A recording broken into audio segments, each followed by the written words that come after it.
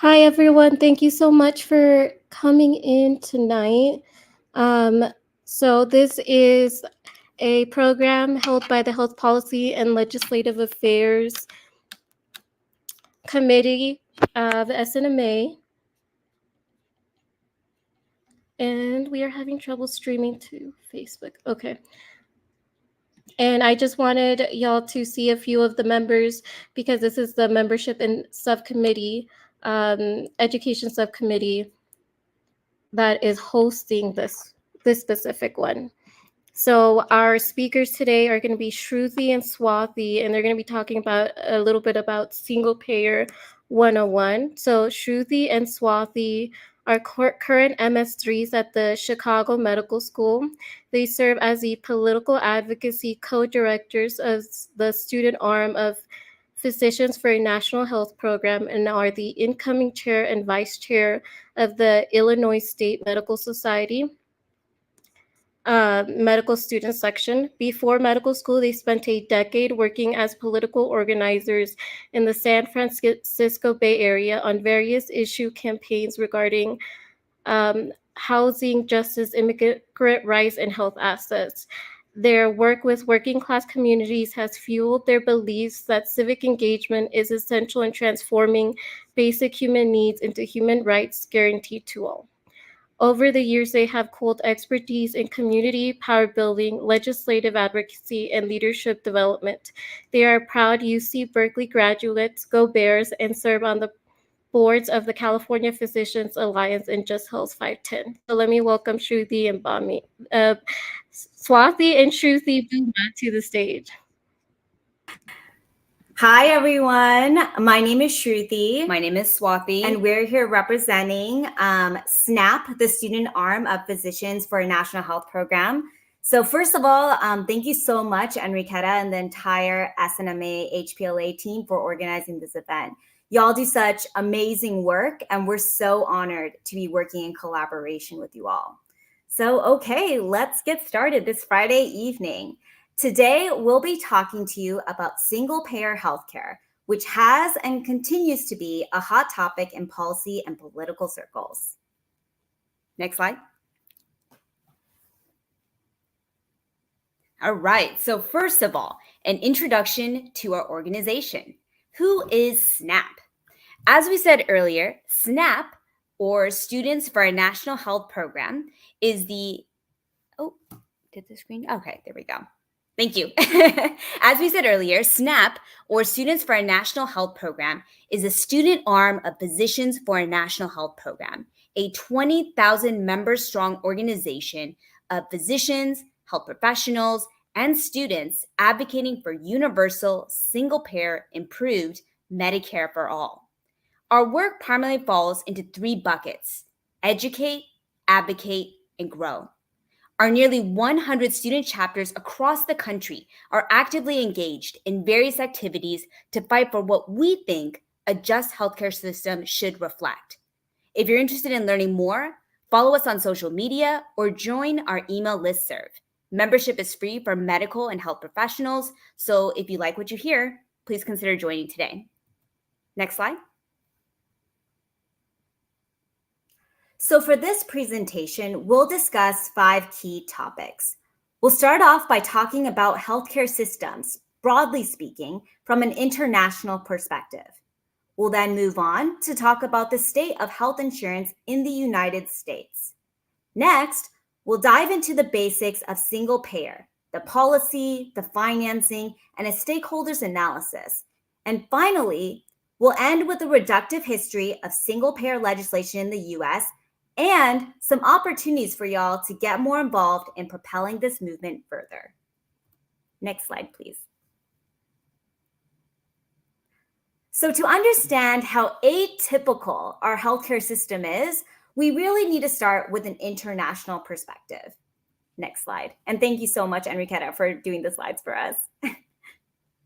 So universal healthcare is a broad concept in which all residents of a particular country or region are assured access to healthcare.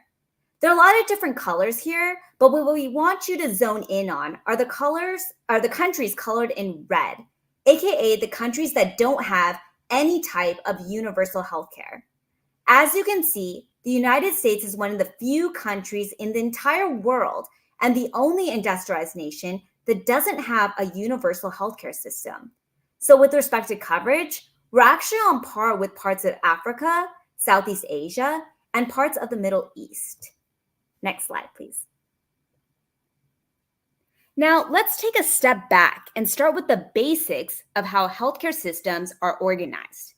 Now, every healthcare system in the world can be broken down into two principal elements: financing, or how we pay for healthcare, and delivery, how we provide healthcare. Next slide. Despite there being over 200 countries in the world, there are only 4 basic types of health system models that exist.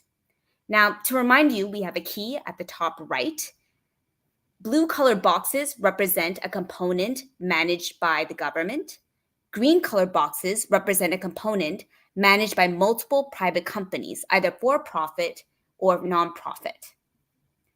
Now, the financing component is on the left, and the delivery component is on the right. Here are the 4 models. Top left, the beverage model, also known as socialized medicine. This consists of public financing and public delivery. Now to your top right, we have the Bismarck model, also known as an all-payer system. This type of system consists of private financing and private delivery. To the bottom left, we have the National Health Insurance model. This system consists of public financing and private delivery. Now, last but certainly not least, the out-of-pocket model, or the pay-to-play model, consists of no organized financing model, hence the white color, and a private delivery, represented by green. Now, the first 3, the beverage, Bismarck, and the National Health Insurance model, can be used to provide universal health care. The 4th, well, it's more of a categorization for countries where the government doesn't take any responsibility for covering its residents. Now, one of the main reasons we're talking about this today is really to illustrate the difference between what is socialized medicine and what is Medicare for all. They are not the same thing. Socialized medicine, also known as a beverage model, is where the government manages both the financing and the delivery of healthcare. In other words, all hospitals are owned by the government, all providers are government employees. A national health insurance model, which is what we mean when we say improved Medicare for all, is where only the financing is government run. The delivery side is primarily privately run. Next slide. Now, who in the world has which type of system? Well, the beverage model, also known as socialized medicine, can be found in places like UK, Italy, and Spain. The Bismarck model, also known as an all-payer system, can be found in Germany, Japan, and the Netherlands. The National Health Insurance model, which closely resembles Medicare, can be found in places like Canada, Australia, and Taiwan. And last but not least, the out-of-pocket model, or pay-to-play model. This can be found in places like rural India, parts of South America, and Africa. So as you can see, while every other country in the world has adopted one type of model of care, the United States is the only country in the world to have a combination of all 4 of these systems coexisting simultaneously. And yet, we remain the only industrialized nation that hasn't achieved the goal of universal coverage. Next slide. So now let's zoom in on the United States and talk more about that combination model we have. The United States has 6 different mechanisms through which people can get their health insurance, each of which is some iteration of the 4 general models of care we just talked about.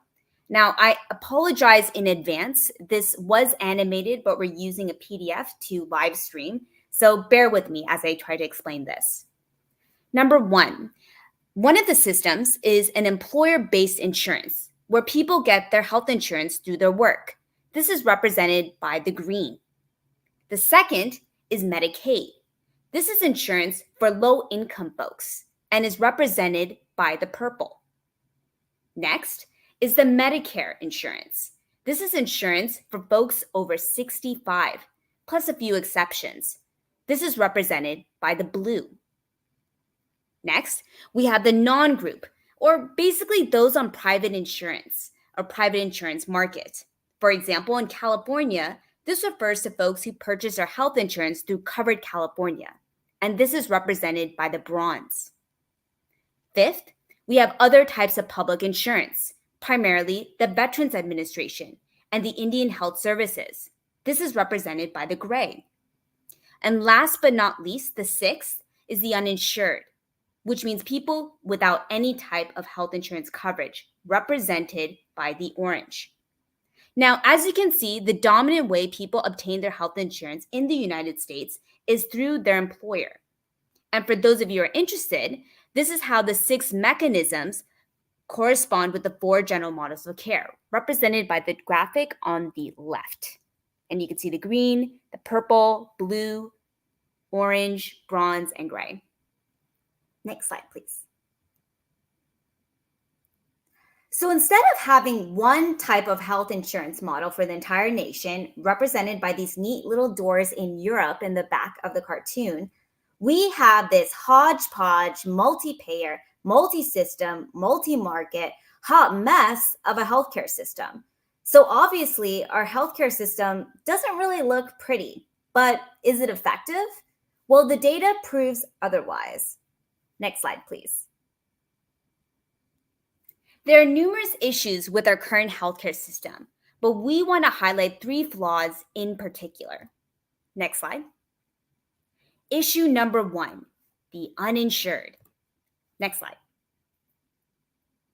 Despite having so many health insurance programs in our country, we still have roughly 8% or 26 million individuals who are uninsured. Next slide. And these people are uninsured for a variety of reasons, including affordability, eligibility, primarily due to documentation or immigration status, red tape, bureaucratic and application hurdles, and much more. Next slide. Now, we talk about statistics or numbers when we discuss health policy, but who are the faces behind the uninsured? People who were uninsured for a year or longer were disproportionately the following. Represented by the blue on top, they were primarily young folks. Represented by green, they were also primarily people of color. Represented by the, let's say, dark gray, these are folks who are primarily poor. Represented by the orange, these are also primarily folks who are much sicker, much more advanced stage of disease. And last but not least, these were folks who were primarily situated in the deep south of the United States. Next slide. And what's worse is that this 8% uninsured number is expected to grow in the coming years. Now, I know there's a lot going on, but bear with me on this slide. So on the left, you see the first graphic. On April 1st of 2023, Medicaid's pandemic-era continuous enrollment policy began to sunset, kicking off a 14th-month window for states to reassess their Medicaid rules. So the graphic on the left shown here is the Congressional Budget Office's projections illustrating the impact of Medicaid redeterminations on insurance coverage rates over the next decade for the under 65 population. As you can see by the top line on the left, the Medicaid and CHIP, Children's Health Insurance Program coverage rate, is expected to drop from 31% of all Americans under 65 to 27% by 2024. Represented by the bottom line, after reaching an all-time low in 2023, we saw that in the previous graphics, the under 65 uninsured rate is projected to surpass 9% by 2024 and climb to over 10% by 2033. Now, the chart on the right illustrates that out of those 15 million who will lose Medicaid coverage, represented by the dark blue, 40% or 6 million of those folks will remain uninsured, and that's represented by the lighter blue that is circled in red. Next slide. Issue number 2, underinsurance. Next slide, please. So we also have 43% of US adults aged 16 to 64 who are underinsured, which is represented by the yellow side of this pie chart. So what do we mean by underinsurance? These are folks who have health insurance, but whose out-of-pocket costs are still extremely high. And as a result, people come into the hospital sicker, with more advanced stages of diseases, and are more costly to treat. Right now, 4 in 10 adults, 41% in particular, report having medical debt due to medical or dental bills. And 2/3 of all bankruptcies are due to healthcare costs. What's wild is that 60% of those people who do go bankrupt because of medical costs had private health insurance, which makes you wonder, how good is private health insurance? Fun fact, Senator Elizabeth Warren was a co-author of a seminal bankruptcy study, and she cites this piece of evidence as foundational in her belief in a Medicare for All type of system. And she actually did this study with the co-founders of Physicians for a National Health Program, which is our parent organization. Next slide, please. Issue number 3, performance. Okay, but how do we compare it to other countries across the world? And if you look at this chart, you'll see that based on a broad, inclusive set of performance metrics, the US healthcare system ranks dead last among 11 high-income countries. Specifically, with respect to access, administrative efficiency, equity, and healthcare outcomes, we rank dead last. But on a bright note, with respect to care process, we actually moved up from average 2 years ago to second place. And what I mean by care process is measures of preventative care, safe care, coordinated care, and engagement and patient preferences. So we're not doing so hot. Next slide, please. So if you look at this chart, where we compare healthcare system performance on the y-axis to health spending on the x-axis, you'll see that these performance results are especially troubling because in addition to having the lowest health performance ranking, we spend significantly more than any other high-income country. And the US is represented here on the far right bottom, which is circled in red. In fact, we spend over 18% of our GDP, nearly twice as much as the average OECD country. So clearly, we're not even getting our money's worth. And FYI, of the top 5 performing countries listed up there, 4 of them are single-payer systems. Just saying. Next slide, please. All right. So where do we go from here? Well, one proposed solution is an improved single-payer Medicare for All type system. But what do we mean when we say single-payer? Next slide. So as a refresher, every healthcare system consists of 2 components, financing and delivery. Next slide. Single-payer only affects the financing element. It does not affect the delivery side of our healthcare system. So let's take a closer look into how healthcare financing works.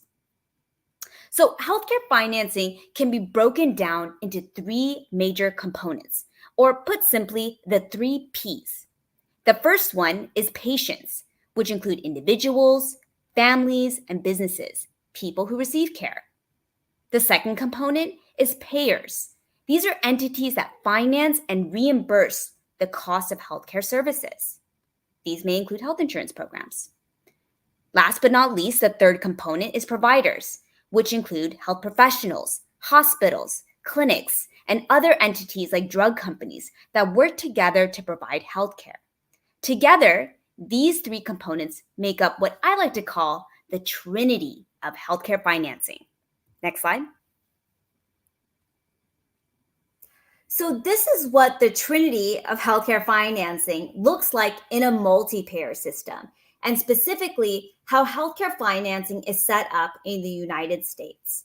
So as you can see, the multiple players include multiple private insurance companies, private insurance players like Medicare and Medicaid, Public insurance players like Medicare and Medicaid, county level programs that cover the indigent and undocumented, the VA system, and lastly, the Indian Health Services. And in reality, we don't just have a multi-payer system. We have thousands and thousands of payer system because each of our private health insurance companies have so many different plans that each pay different amounts for the same service. So let me just give you one example to illustrate how ridiculous this is. The Cleveland Clinic, one of the most prestigious medical centers in the world, contracts with 3,000 different health plans. Each of these health plans has a different price they pay for the 70,000 different services the Cleveland Clinic provides. That means they deal with 210 million data points on a regular basis. And that's just one facility, folks. If we were to look at St. John's Hospital about 25 minutes away from them, they have a completely different set of contracts and data points that they deal with. Ever heard of the phrase more money, more problems? Well, multiple payers, multiple problems, including increased complexity, high costs, and a lack of negotiating power to deal with the really big players like pharmaceuticals and medical device companies. Next slide. This is a single payer system. So as you can see, we've replaced all the entities in the payer box in the middle with one public, nonprofit government payer.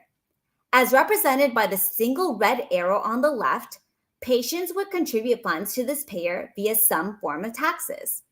Additionally, you can see that there is no longer an arrow connecting patients to providers, meaning there would be no out-of-pocket costs at the point of care. This is not always the case, but it is the case under all single-payer proposals in the US currently. Finally, because there's only one payer and one benefit plan, there's only one blue arrow connecting the payer box to the provider box. So as you can see, single payer is an extremely simple, streamlined healthcare financing system. Next slide. Sorry.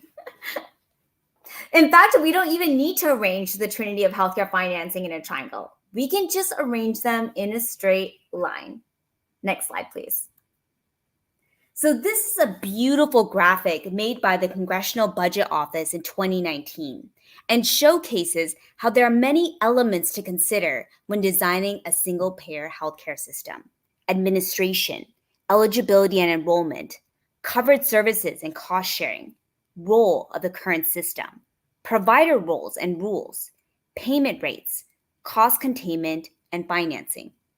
Now, across the world, no two single-payer systems look alike, and the design choices different countries have made reflect their history, their values, and their politics. Now, let me illustrate this. In Canada's single-payer system, patients don't actually have any out-of-pocket costs, but their system only covers medical care and doesn't cover prescription drugs, dental, or vision. In Taiwan's single-payer system, patients are required to have a minimal copay. They pay somewhere around $2 to $12 for everything, but all medical, prescription drugs, and dental services are covered. In Australia's single-payer system, it's organized such that they have a robust public health plan and a private option for those who want it. Suffice to say, even if we decide we want single payer, there are so many different ways we can set it up. Next slide. So with respect to the design of Medicare for All proposals in the US, there are 7 key features. Number 1, universal. Everybody in, nobody out. And that includes our undocumented folks. Number 2, comprehensive. Anything deemed medically necessary by a provider would be covered under a Sanders or a Jayapal proposal. Number 3, no out-of-pocket costs. Taxes would replace all premiums and all out-of-pocket costs. And both Sanders and Jayapal philosophically feel very strongly that no one should have to pay at the point of care. There's an asterisk though, because under the Sanders plan, folks may have to pay up to $200 a year for prescription drugs. So just wanted to put that in there. Number 4, portable. Health insurance is no longer tied to your employment. No matter where you go, if you live in the United States, you will always have access to care. Number 5, choice. Patients will have the freedom to choose any doctor or hospital of their liking. The concept of health networks and limited health networks, and specifically, will no longer exist. Number 6, cost control. There's some wonky terms here, especially cost control, but single-payer systems typically control costs through global budgets, bulk purchasing, and utilization management. And finally, accountable, because system performance is no longer obscured by multiple payers or proprietary databases. All healthcare outcomes and spending will be public knowledge. And additionally, there will be no profiteering, and the plan will be accountable to the public, not stock shareholders. Next slide, please. So this is a snapshot of what kind of benefits would be included under a Sanders-Jayapal plan. As you can see, there are a lot of additional services that are currently not covered by Medicare, including chiropractic care, long-term care, dental care, and vision. So this is why the more appropriate term would be an improved Medicare for all. But obviously Medicare for all sounds a lot snappier, which is why sometimes the word improved gets dropped, but you get the essence. Next slide. So now on to the question that is on everyone's mind. Can we afford a Medicare for all type system? Next slide, please. So this is a comic that came out in California when we were considering enacting a state-based single-payer system a few years ago. Often, one of the first critiques of single-payer you'll hear is the overall price tag. It will be billions of dollars, or in the national case, it will be trillions of dollars. And in isolation, this number can make it unimaginable to think that we could afford this type of system. Next slide, please. But when you look at the sheer amount of money we spend on the administration of healthcare in our country, it becomes easier to see how this price tag is not so intimidating. To center the conversation of just how much waste we spend on paper pushing, I want you to look at this graph on the left. While the number of physicians hasn't significantly changed since the 1970s, the number of administrators we have has grown by 3,000%. Yes, I did say 3,000%. In fact, if we were to shift to a Canadian type single payer system, which to be honest isn't even the most efficient of single payer systems, we would save approximately $605 billion a year in administration alone, according to a study published in 2017. Next slide, please. So economist Gerald Friedman from Amherst University decided to create a financial model to predict what the costs of something like a Sanders-type single-payer proposal might look like. In general, when you calculate the costs of switching to a single-payer system, there'll be some savings, definitely, but there will also be some additional expenses. The first 3 bars under the $0 line represent the savings. You can see the green. As you can see, savings are generally generated from 2 sources: streamlined administration, represented by the first 2 bars, and bulk purchasing of drugs and devices. Now, I want to make a special point here because this was mind-boggling to me when I first found out. Administrative savings do not just come from the reduction in the number of payers and healthcare plans, but also from the usage of a public payer like Medicare. So right now, private insurance companies, they spend somewhere between 12 and 20% of your money on administrative costs or paperwork. Medicare, on the other hand, only spends 2% on administrative costs. So the best kept secret in this country is that Medicare, quote, government bureaucracy, is actually the most efficient healthcare system in the world. Now, the last 3 bars above the $0 line represent additional expenses. You can see it highlighted in red. Expenses are usually generated from 3 sources: covering the uninsured, which is something we want, everybody in, nobody out.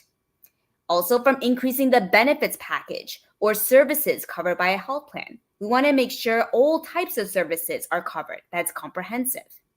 And last but not least, raising the reimbursement rate for hospitals and providers who serve low-income Medicaid patients, because right now they're actually being underpaid.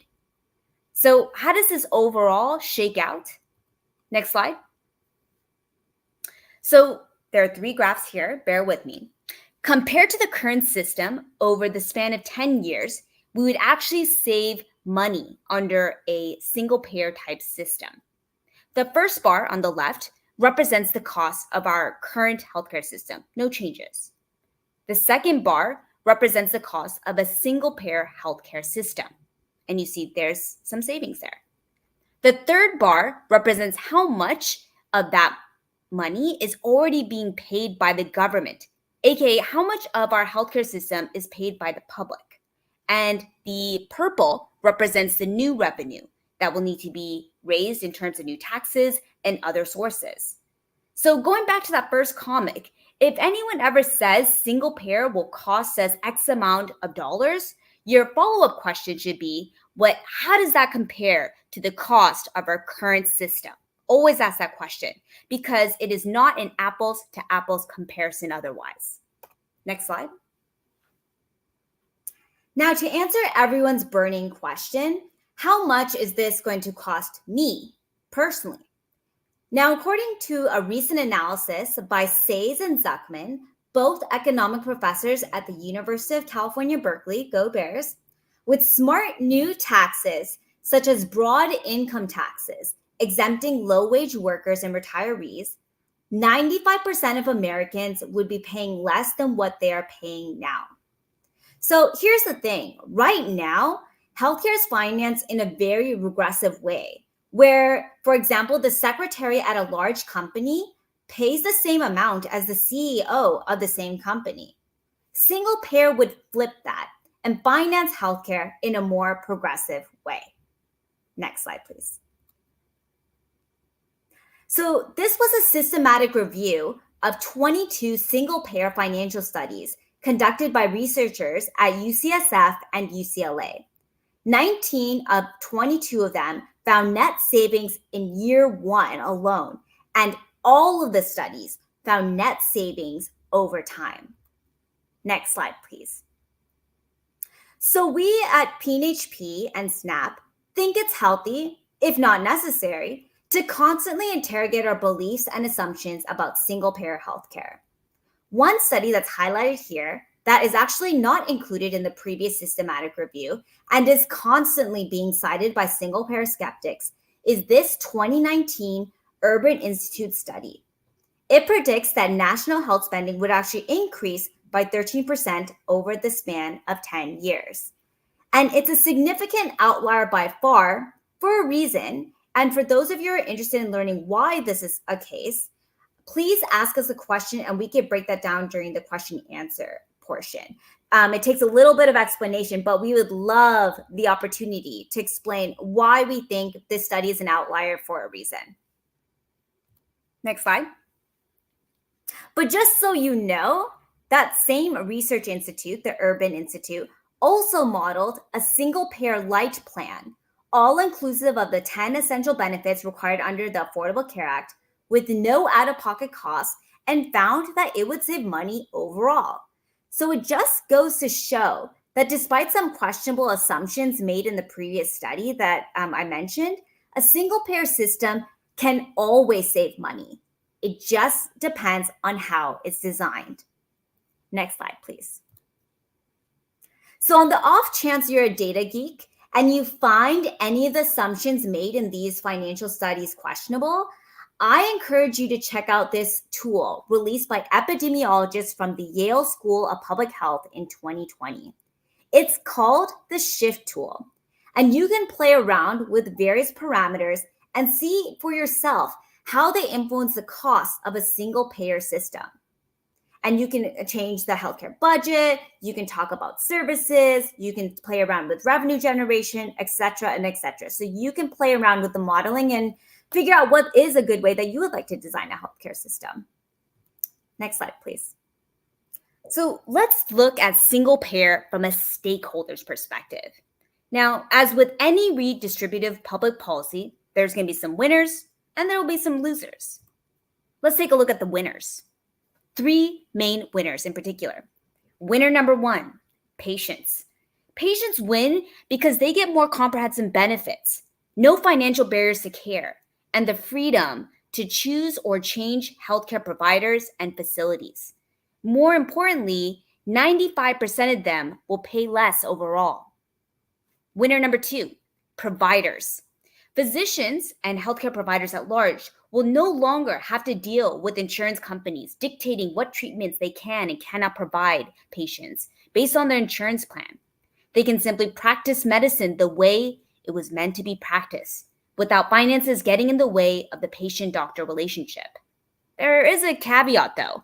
What typically tends to happen in a single-payer healthcare system is that more emphasis is placed on preventative care rather than curative care. And as a result, reimbursements for primary care physicians might go up, and reimbursements for certain specialties, well, maybe they'll go down a little bit, not by a huge amount, but a little bit.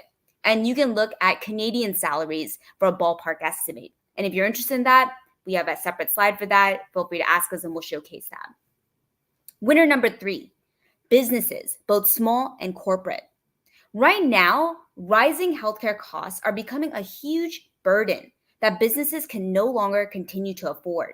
In the past 15 years, employer contributions in California, for example, have increased by 160%, where wages have only increased by 43%. Even highly profitable companies like Amazon, Berkshire Hathaway, JP Morgan, they've actually teamed up to try to figure out how to bring costs down.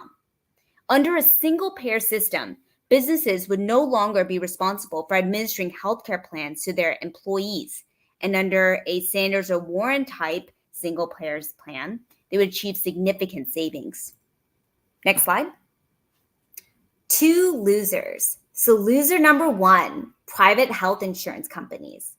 So private health insurance companies will essentially be eliminated, or in Silicon Valley terms, their industry will be disrupted by national health insurance. They are by far the biggest loser of any single payer policy. Now, that's not to say they won't exist entirely. In fact, in many single payer countries, private health insurance companies still exist in limited shadow forms, offering coverage for elective procedures and or things that are considered cosmetic.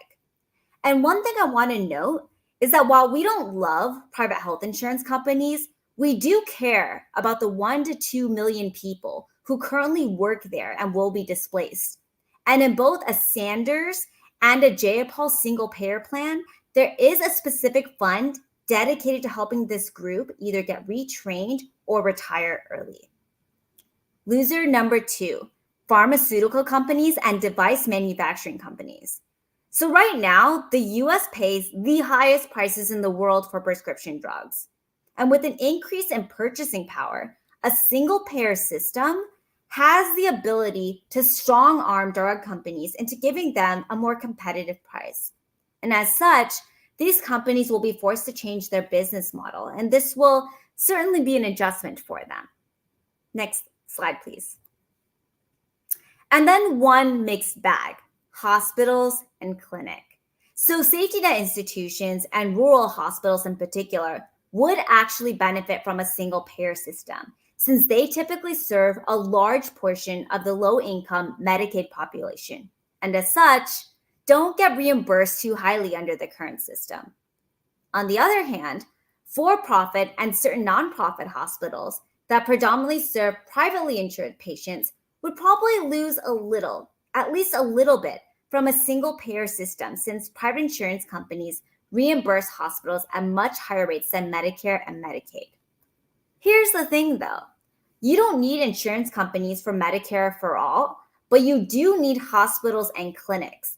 And by reimbursing hospitals a blended rate of Medicare and private insurance rates, it is possible to skim off the excess of profit while still making sure hospitals and clinics remain a robust industry. There is no way our US healthcare system would allow hospitals and clinics to, run amok. They will make sure that they will adequately paid. So regardless, these institutions will no longer have to employ a small army to deal with the different billing systems and requirements imposed by multiple payers, and could potentially use those savings to offset any potential losses that may occur. Next slide, please. So real quick, we'll just go through the history of single-payer legislation in the United States. Next slide. So national universal health insurance is not a new concept to the United States. Everyone from Teddy Roosevelt to Truman to Ted Kennedy to John Conyers to Bernie Sanders have supported the enactment of a single-payer Medicare for all type system. Pretty short history, right? Next slide. All right. However, the idea of single payer or Medicare for all didn't really become popular or mainstream until February of 2016. What changed? Next slide. In the past few years, there's been a convergence of events.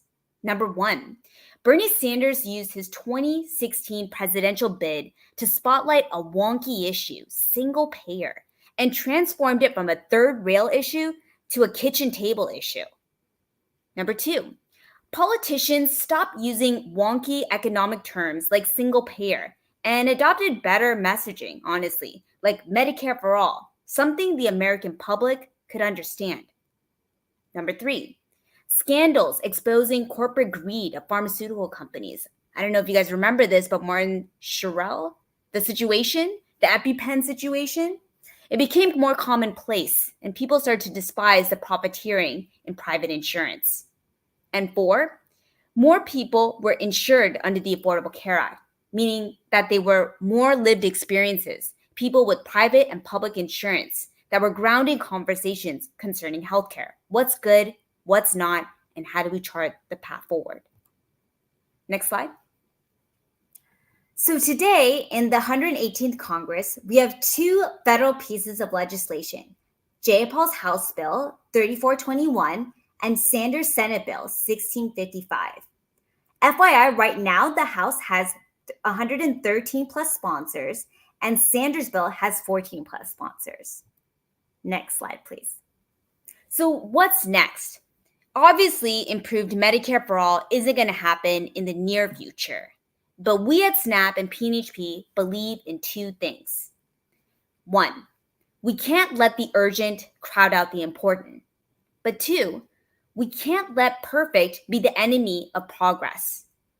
As such, we choose to focus on specific kitchen table issues that further the ideals of single payer and show how an improved Medicare for all system would address America's most pressing healthcare problems today. If you like what you've heard today and want to support our work in making healthcare for all a reality, here are two of our ongoing campaigns that you can get plugged into right now. So campaign number one, Medical Society resolutions. So in the legislative arena, the American Medical Association is considered the voice of medicine, which means everyone from the Senate to the House to the president look to this body to assess what doctors believe in and will support. And even though the majority of doctors, based on numerous public surveys, support a single payer system, our AMA, or the American Medical Association, does not. In fact, they straight up oppose it. So before we even consider organizing the general public, we as health professional students and as health professionals have to make sure, at the very least, we get the voice of medicine to be neutral towards the concept of single payer financing. And we have many ongoing state and a vigorous national campaign going on. And we'd love to have you be a part of that. Next slide, please. Next, we have our Medicare Advantage campaign, or as we like to say, Medicare Disadvantage campaign. So for those of you who don't know, Medicare Part C, also known as Medicare Advantage, is a privately administered program in which the federal government gives a regular lump sum of money to a third party. generally a commercial insurer, to manage patient care. So why do we care? Because these insurers are gaming Medicare to the tune of $140 billion. Private health insurers are systematically taking advantage of the Medicare Trust Fund while denying care to seniors, a new report shows. And specifically, they are undergoing significant overbilling and inflated claims. There are network limitations, delays, poor outcomes, and they're also participating in known deceptive practices. Currently, there's an industry letter, specifically a private health insurance industry letter, that is circulating the Senate right now, asking them to continue their support of Medicare Advantage. And as a rebuttal, there is now an anti-industry letter, co-written by none other than Jayapal and Warren, with the support of PNHP, circulating right now. So we are organizing a host of advocacy events, including a number of lobby visits right now, to ask members of the House and Senate to look at this data and this report and reconsider the support of Medicare Advantage. Next slide, please. And that's that. So to close this presentation, we'll leave you with this. As former organizers, our work has taught us that in order to achieve true transformative change, you need two ingredients: truth and power. Now, truth is pretty self-explanatory. It comes in the form of lived experiences. It comes in the form of ethical and inclusive research. But then there's power. And put simply, power is that boots on the ground activism. Because without the community advocating, articulating, and describing the consequences of poor public policies on a consistent basis, we aren't going to see the change we wish to see in the world. So shout out to all of you who attended the Zoom meeting on a Friday evening, despite your busy schedules, and making the time to invest in your ability to make change in the health policy arena. Thank you. Questions?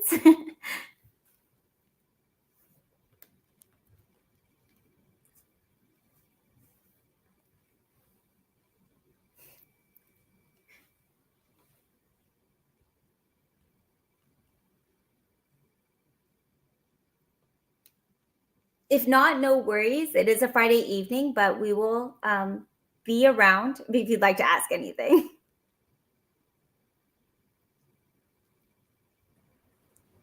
Okay, y'all. Thank y'all so much for a great presentation. I don't think I'm getting any questions in the chat right now. So if y'all are okay, I'm going to go ahead and end the stream. Okay, thank y'all again so much. Perfect. Thank you so Thank you. much.